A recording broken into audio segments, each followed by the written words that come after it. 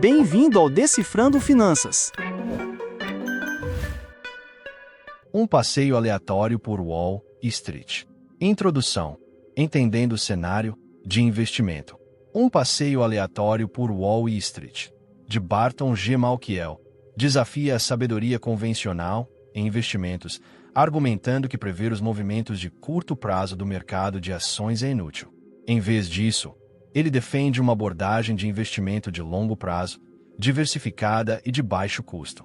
O livro navega por bolhas especulativas históricas, explora as teorias por trás da avaliação de ações e avalia criticamente o desempenho de investidores profissionais, finalmente guiando investidores individuais para estratégias sensatas e eficazes. Capítulo 1. Fundações sólidas e castelos no ar. Introduz o conceito de caminhada aleatória no mercado de ações, significando que as mudanças de preços de curto prazo são imprevisíveis. Distingue entre investir, lucro de longo prazo de renda, valorização previsível, e especular, buscar riquezas da noite para o dia. Destaca o impacto histórico da inflação no poder de compra, enfatizando a necessidade de estratégias de investimento que mantenham o valor real. Explora duas principais teorias de avaliação de ativos: a teoria da fundação sólida e a teoria do castelo no ar. Teoria da fundação sólida afirma que todo ativo tem um valor intrínseco, descoberto por meio de análise cuidadosa de suas perspectivas futuras e condições presentes. Teoria do castelo no ar concentra-se em antecipar a psicologia da multidão e comprar ativos que outros provavelmente aumentarão, independentemente do valor intrínseco. Principais conclusões: o mercado de ações, no curto prazo, é altamente imprevisível. Tentar cronometrar o mercado ou escolher ações quentes individuais com base em previsões de curto prazo é como jogar. A inflação é uma ameaça persistente à riqueza.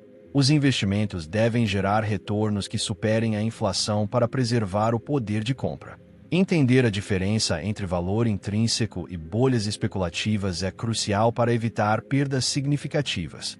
Exemplo prático: fundação sólida versus castelo no ar para a compra de um carro. Imagine que você está comprando um carro. A abordagem da fundação sólida envolveria pesquisar sua eficiência de combustível, custos de manutenção, valor de revenda e classificações de segurança para determinar seu valor real para você ao longo de sua vida útil. A abordagem do castelo no ar seria como comprar um carro de edição limitada, não por sua utilidade, mas porque você acredita que influenciadores de mídia social o hiparem, levando outra pessoa a pagar um preço muito mais alto por ele no próximo mês. Malkiel argumenta que, embora o castelo possa funcionar temporariamente, a fundação é a abordagem sensata e de longo prazo para a construção de riqueza. Capítulo 2. A loucura das multidões. Ilustra bolhas especulativas históricas como a mania das tulipas na Holanda do século XVII e a bolha dos mares do sul na Inglaterra do século XVIII. Descreve como a ganância e a psicologia de massa levam os investidores a abandonar a avaliação fundamental em favor da teoria do maior tolo. Destaca a mania imobiliária da Flórida e o crash de Wall Street, de 1929 como exemplos modernos de manias especulativas. Enfatiza que prever reversões de mercado durante tais loucuras é quase impossível, e a maioria dos participantes sofre perdas significativas. Principais conclusões: a psicologia da multidão pode levar os preços dos ativos a extremos irracionais, criando bolhas especulativas. A teoria do maior tolo: comprar algo superfaturado na esperança de vendê-lo a um tolo ainda maior, é um jogo perigoso que inevitavelmente leva a perdas significativas. As binges especulativas históricas oferecem lições cruciais sobre os perigos do investimento emocional e da ignorância do valor fundamental. Exemplo prático: a compra do gadget impulsionado pelo hype. Imagine que um novo smartphone é lançado. Seus recursos são apenas ligeiramente melhores do que o modelo anterior, mas o marketing agressivo e o burburinho online criam um imenso hype. As pessoas fazem fila por dias, pagam o dobro do preço de varejo de cambistas e se gabam de seu investimento. Isso é semelhante à mania das tulipas ou à bolha dos mares do sul, onde a utilidade real ou o valor intrínseco do item é secundário à capacidade percebida de vendê-lo por um preço ainda mais alto para o próximo comprador animado. Malkiel adverte que, eventualmente, esses ativos impulsionados pelo hype entram em colapso em valor. Capítulo 3. Avaliação de ações dos anos 60 aos 90. Examina movimentos especulativos no mercado de ações dos anos 1960 aos 1990, mesmo com o aumento do domínio institucional. Detalha o boom dos eletrônicos do início dos anos 1960, onde empresas com eletrônicos em seus nomes dispararam, independentemente de seus negócios reais. Discute o boom dos conglomerados de meados dos anos 1960, impulsionado por sinergia e manobras contábeis para inflar artificialmente os lucros por ação. Conta a mania dos Nifty 50 dos anos 1970, onde investidores institucionais pagaram demais por ações de crescimento One Decision de primeira linha. Ilustra a bolha da biotecnologia dos anos 1980, onde as ações eram valorizadas em múltiplos das vendas, não dos lucros, com base em promessas futuras. Destaca a bolha de preços de ativos japonesa do final dos anos 1980 e início dos anos 1990 e a mania da internet do final dos anos 1990 como exemplos recentes de excesso especulativo. Principais conclusões. Mesmo investidores profissionais são suscetíveis a manias especulativas, elevando os preços com base na teoria do maior tolo, em vez do valor intrínseco. Novidade e conceitos empolgantes em novas indústrias, eletrônicos, biotecnologia, internet, frequentemente levam a avaliações irracionais e eventuais crashes. O mercado, apesar de períodos irracionais, eventualmente se corrige, com os preços retornando mais próximos aos valores fundamentais. Exemplo prático: a startup de app da semana. Imagine uma startup que lança um aplicativo móvel que promete revolucionar um setor de nicho, mas não tem receita ou um caminho claro para a lucratividade. Os primeiros investidores, pegos pelo hype, elevam sua avaliação a bilhões, focando no potencial em vez das métricas financeiras atuais.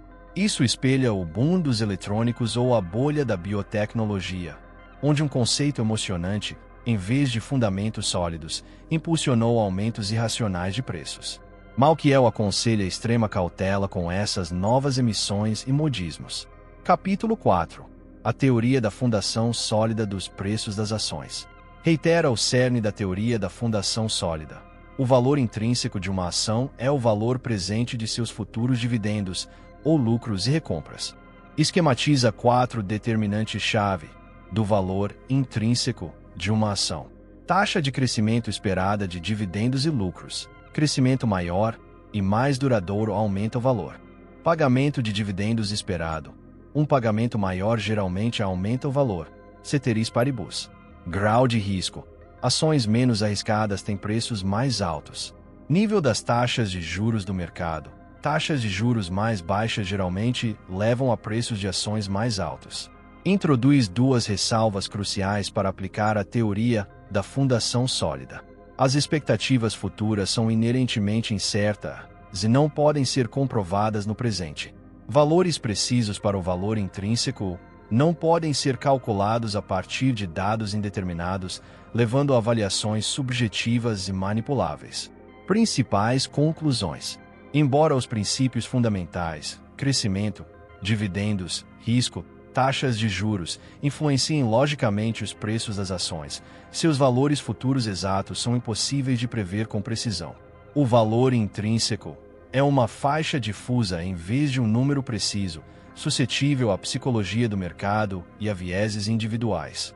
Os investidores devem usar essas regras como um guia geral para identificar ativos grosseiramente supervalorizados ou subvalorizados, em vez de uma fórmula definitiva para avaliação precisa. Exemplo prático: avaliação da aquisição de uma pequena empresa. Em vez de ações, considere comprar uma cafeteria local. A abordagem da fundação sólida envolveria estimar seus lucros futuros, quanto desses lucros você pode retirar, dividendos, a estabilidade de sua base de clientes, risco e as taxas de juros prevalecentes para empréstimos comerciais. No entanto, a ressalva é que estimar tendências futuras de consumo de café ou concorrência inesperada, eventos aleatórios, é inerentemente incerto, tornando o valor preciso da loja difícil de determinar.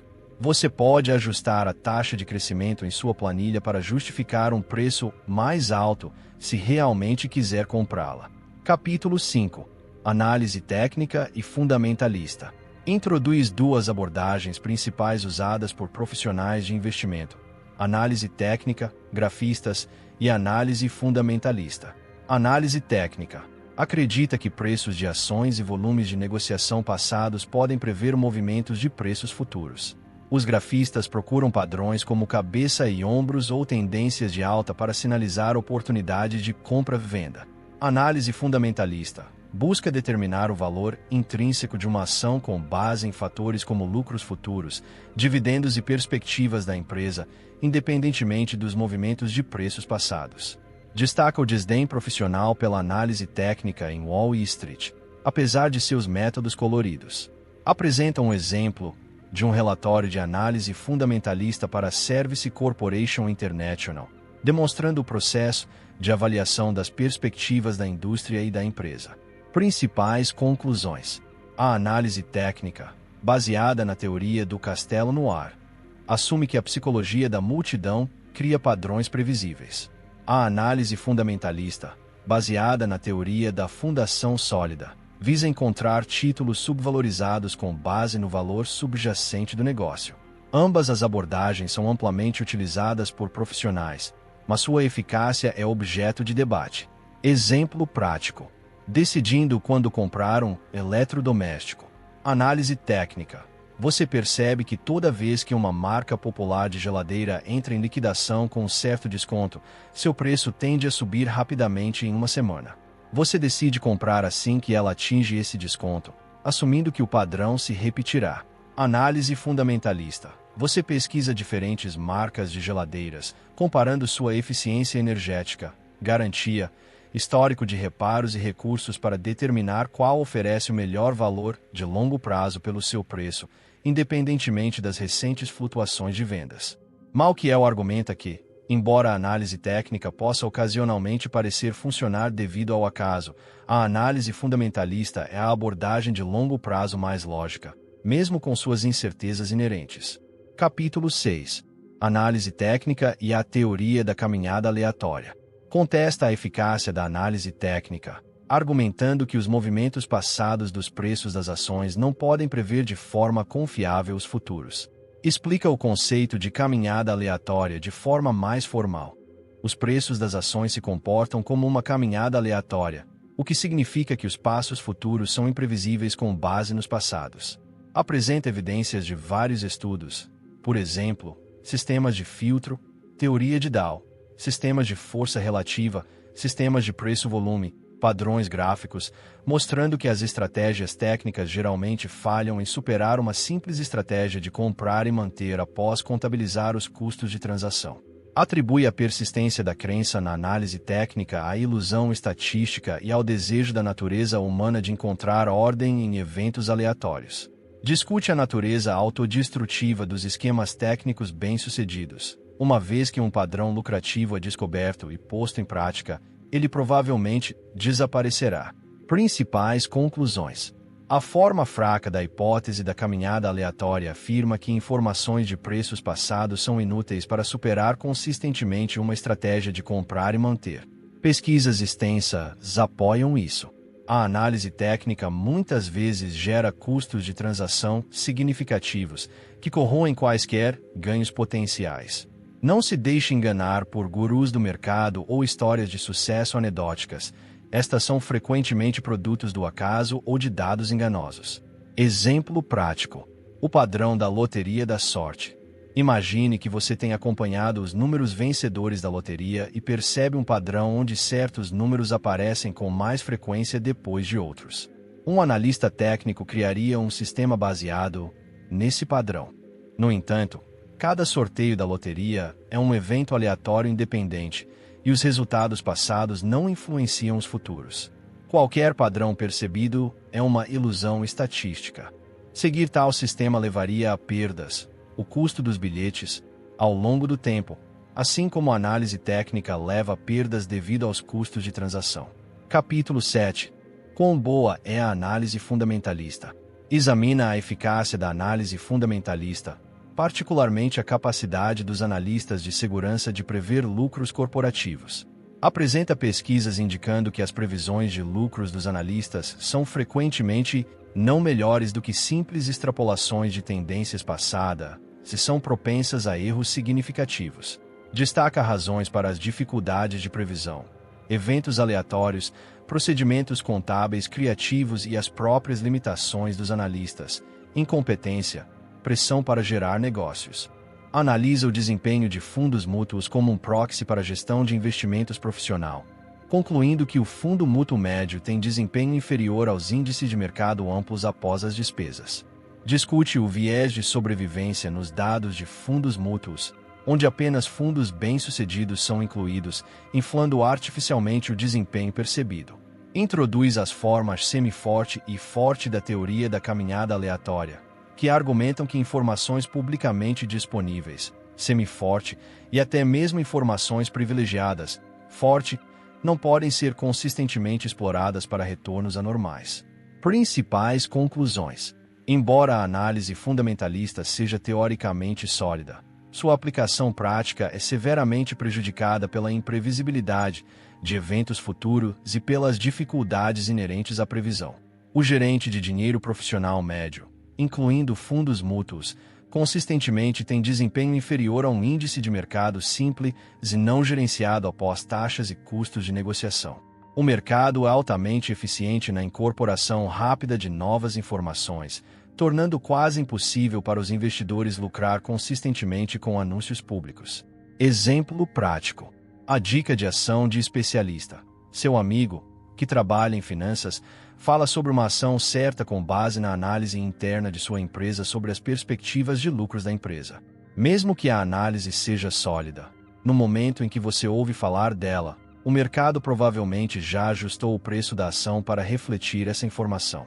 Tentar lucrar com tais dicas é como tentar pegar uma pena caindo. No momento em que ela chega à sua mão, seu movimento descendente se dissipou em grande parte. Isso ilustra a forma semi-forte da teoria da caminhada aleatória. Capítulo 8. Um novo tênis de caminhada. Teoria do portfólio moderno. Introduz a teoria moderna do portfólio, MPT, de Harry Markowitz, que revolucionou o pensamento de investimento ao focar na diversificação de risco. Define risco de investimento como a dispersão de retornos ou variabilidade de resultados. Demonstra como a diversificação pode reduzir o risco combinando ativos cujos retornos não são perfeitamente correlacionados. No caso ideal de correlação negativa, o risco pode ser completamente eliminado. Explica que a diversificação na prática pode reduzir significativamente o risco não sistemático, risco específico da empresa, mas não pode eliminar o risco sistemático, risco de mercado, que é a tendência de todas as ações se moverem juntas. Destaca os benefícios da diversificação internacional, pois as economias globais não são perfeitamente correlacionadas, reduzindo ainda mais o risco do portfólio. Principais conclusões. Os investidores são geralmente avessos ao risco. Eles buscam maximizar os retornos para um determinado nível de risco ou minimizar o risco para um determinado nível de retorno. A diversificação é o que mais se aproxima de um almoço grátis no investimento. Ao combinar diferentes ativos, os investidores podem reduzir o risco geral do portfólio sem sacrificar os retornos esperados. A diversificação internacional e o investimento em diferentes classes de ativos, como imóveis, oferecem benefícios adicionais de redução de risco devido a correlações mais baixas. Exemplo prático. O portfólio de negócios à prova de tempo. Imagine que você possui um negócio que vende guarda-chuvas, vai bem na chuva, e outro que vende sorvete, vai bem no sol. Individualmente, cada um é arriscado devido à variabilidade do tempo. No entanto, ao possuir ambos, sua receita geral é muito mais estável, pois um compensa o outro. Este é precisamente o princípio da diversificação em ação. Capítulo 9. Colhendo recompensa aumentando o risco. Introduz o modelo de precificação de ativos de capital, CAP, que postula que retornos médios de longo prazo mais altos são alcançados apenas assumindo maior risco sistemático. Explica beta como a medida de risco sistemático, a sensibilidade de uma ação aos movimentos gerais do mercado. Ações com beta alto são agressivas, ações com beta baixo são defensivas. Apresenta evidências empíricas de fama e frente, e estudos do próprio Malkiel, sugerindo que a relação entre beta e retorno é frequentemente plana ou inconsistente, levando a perguntas sobre a utilidade do beta como única medida de risco. Discute a teoria de precificação por arbitragem, APT, como uma alternativa, sugerindo que múltiplos fatores de risco sistemático, por exemplo, mudanças na renda nacional, taxas de juros, inflação, influenciam os retornos, não apenas o beta de mercado. Principais conclusões. Embora a diversificação possa reduzir o risco não sistemático, os investidores são compensados apenas por suportar o risco sistemático de mercado. A eficácia do beta como um preditor consistente de retornos mais altos para risco mais alto tem sido desafiada por estudos empíricos. O risco é um conceito complexo e multifacetado que não pode ser capturado por uma única medida, e novas teorias como a APT sugerem que outros fatores econômicos desempenham um papel. Exemplo prático: o jogo de pôquer de altas apostas. Imagine um jogo de pôquer onde você pode escolher uma mesa com base em seu beta, o quanto ela oscila com o sucesso geral do cassino. O CAP sugeriria que mesas com beta mais alto oferecem maiores ganhos potenciais. No entanto, as descobertas de Malkiel implicam que os pagamentos reais dessas mesas não se alinham consistentemente com seu beta. Algumas mesas com beta alto podem até ter um desempenho inferior. Isso sugere que simplesmente perseguir investimento de alto beta não é um caminho confiável para maiores recompensas, e outros fatores estão em jogo. Capítulo 10.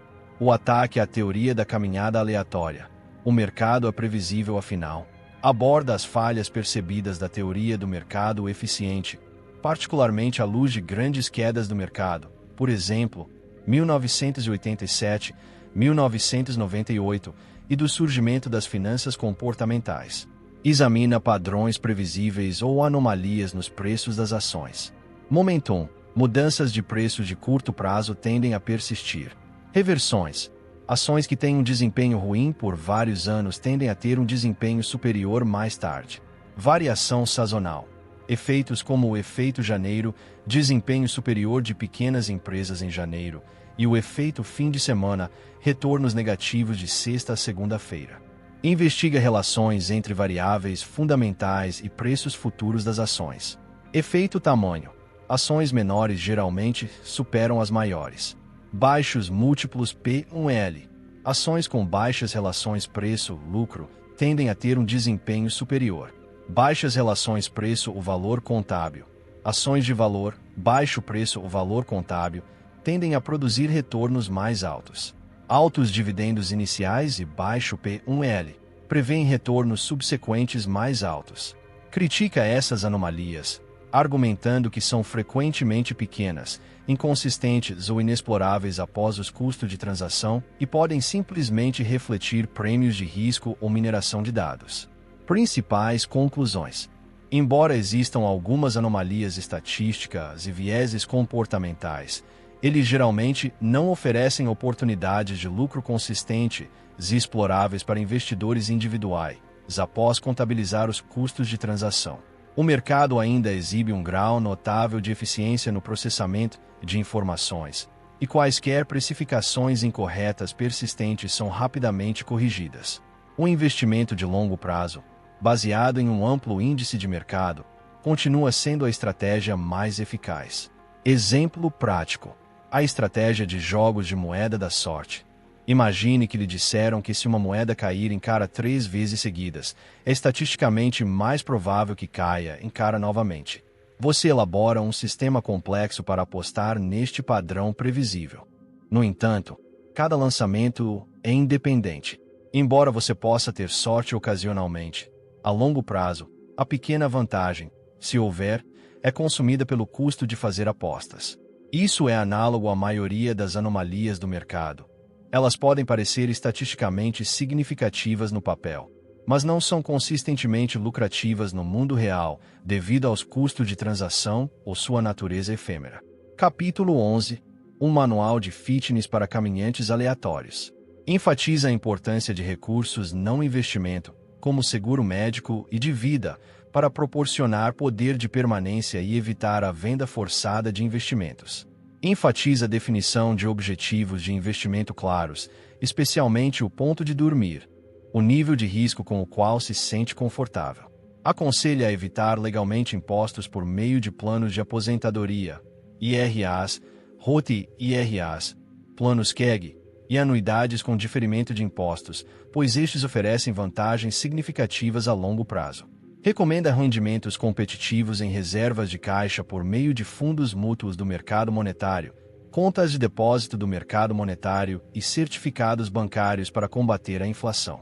Sugere investir em títulos, cupom zero, fundos mútuos, isentos de impostos, TIPS, para renda diversificada e proteção contra a inflação.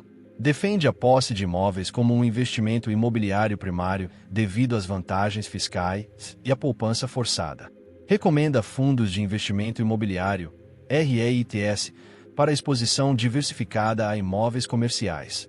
Aconselha cautela com ouro e colecionáveis como investimentos, priorizando-os para o prazer em vez de retornos esperados.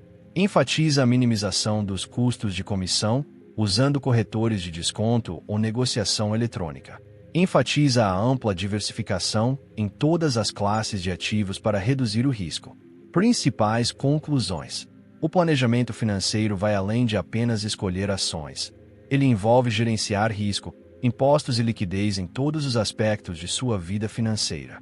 Contas de aposentadoria com vantagens fiscais são uma ferramenta poderosa para o acúmulo de riqueza a longo prazo, devido ao diferimento de impostos. Diversificar em várias classes de ativos, ações, títulos, imóveis, dinheiro, é essencial para gerenciar o risco geral do portfólio. Exemplo prático. Construindo uma rede de segurança financeira. Antes mesmo de pensar em ações individuais, certifique-se de ter um fundo de emergência em uma conta de mercado monetário de alto rendimento, seguro de saúde e vida adequado e esteja maximizando as contribuições para seu 401k ou IRA. Essas etapas fundamentais reduzem o risco de precisar vender investimentos em um momento inoportuno e fornecem vantagens fiscais significativas que se acumulam ao longo de décadas. Capítulo 12. Avaliando a corrida financeira. Um guia para entender e projetar retornos de ações e títulos. Explica que os retornos de ações de longo prazo são impulsionados principalmente pelo rendimento de dividendos inicial e pela taxa de crescimento de longo prazo de dividendos ou lucros. Observa que os retornos de ações de curto prazo também são influenciados por mudanças nos múltiplos de avaliação, P/L ou preço-dividendo. Esclarece que os retornos de títulos de longo prazo são aproximados por seu rendimento até o vencimento na compra, com os retornos de curto prazo afetados por mudanças nas taxas de juros. Analisa 3 eras históricas de retornos do mercado financeiro: idade do conforto, idade da angústia, idade da exuberância, mostrando como a inflação e as mudanças nas relações de avaliação impactaram os retornos. Projeta retornos futuros para ações e títulos na era do milênio, alertando contra a expectativa dos retornos extraordinários do final do século XX. Principais conclusões. Os retornos de ações de longo prazo estão fundamentalmente ligados aos rendimentos de dividendos e ao crescimento dos lucros, enquanto os retornos de títulos estão ligados aos rendimentos iniciais. Mudanças no sentimento do mercado e nos múltiplos de avaliação podem impactar significativamente os retornos de curto prazo. É irrealista esperar que os altos retornos passados continuem indefinidamente. Os retornos futuros provavelmente serão mais modestos, particularmente para índices de mercado amplos. Exemplo prático. Projetando seu fundo de aposentadoria. Você está planejando sua aposentadoria em 30 anos. Você não pode simplesmente presumir que seus investimentos crescerão na mesma taxa que o fizeram durante o recente mercado de alta. Em vez disso, você usaria uma projeção mais realista com base nos rendimentos de dividendos atuais e nas expectativas de crescimento conservadoras. Por exemplo, 8% de Malkiel para o S&P 500. Isso fornece uma estimativa mais fundamentada para seu planejamento financeiro. Capítulo 13. Um guia de ciclo de vida para investir. Enfatiza que a estratégia de investimento deve ser adaptada à fase da vida de um indivíduo, considerando fatores como idade, capacidade de ganho e responsabilidades financeiras. Destaca 4 princípios de alocação de ativos. Risco e retorno estão relacionados. O risco de investimento diminui com períodos de manutenção mais longos. O custo médio em dólar pode reduzir o risco de market time. Distinguir entre atitude de risco e capacidade de risco. Recomenda um portfólio agressivo, com forte peso em ações e diversificação internacional para investidores mais jovens, 20 a 30 anos. Sugere mudar gradualmente para ativos mais conservadores e geradores de renda, títulos, REITs, à medida que os investidores envelhecem e se aproximam da aposentadoria. Propõe uma regra prática. A alocação de títulos deve ser aproximadamente igual à idade da pessoa. Principais conclusões. A alocação de ativos é a decisão de investimento mais crítica, respondendo por mais de 90% do retorno total de um investidor. Investidores mais jovens têm maior capacidade de risco devido a horizontes de tempo mais longos e potencial de ganho futuro, permitindo-lhes assumir investimentos mais voláteis e orientados para o crescimento.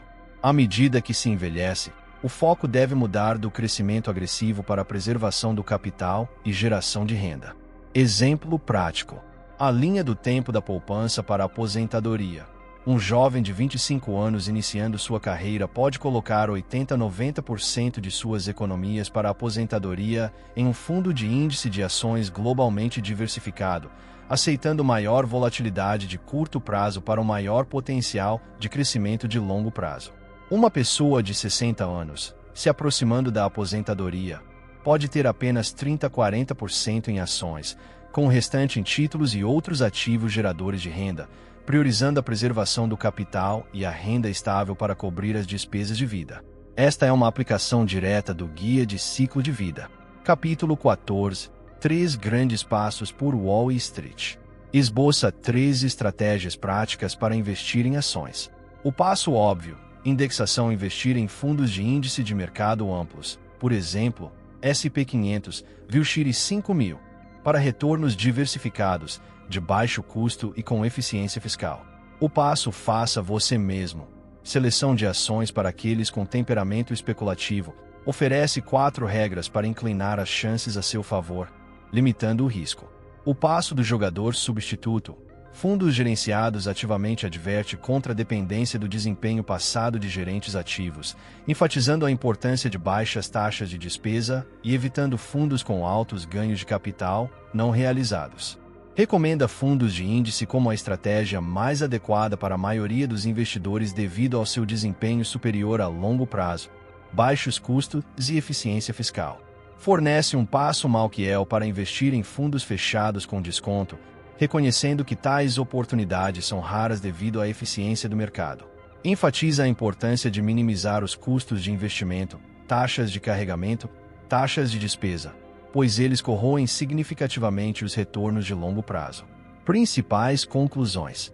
Para a grande maioria dos investidores, uma estratégia de indexação passiva é superior a tentar superar o mercado por meio da seleção de ações ou gerenciamento ativo de fundos. Os custos de investimento, taxas, comissões, impostos, são um grande entrave aos retornos e devem ser minimizados agressivamente.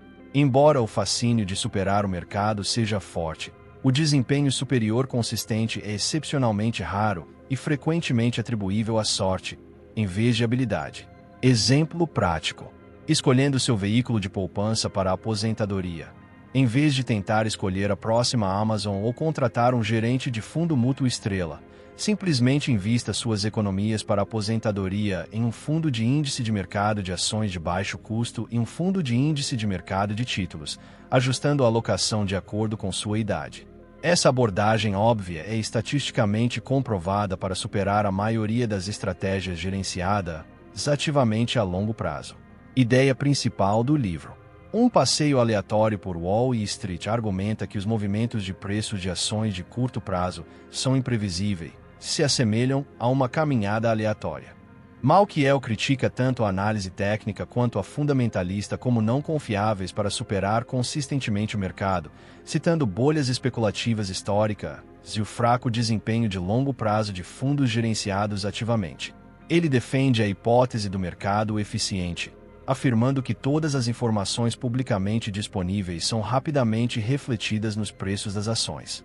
O livro, em última análise, defende uma estratégia de investimento passiva, diversificada e de longo prazo, usando fundos de índice de baixo custo como abordagem mais sensata e eficaz para investidores individuais construírem riqueza ao longo do tempo. Se você gostou do conteúdo, apoie o autor. Obrigado por assistir e não esqueça de se inscrever. Agora, vamos para o próximo vídeo.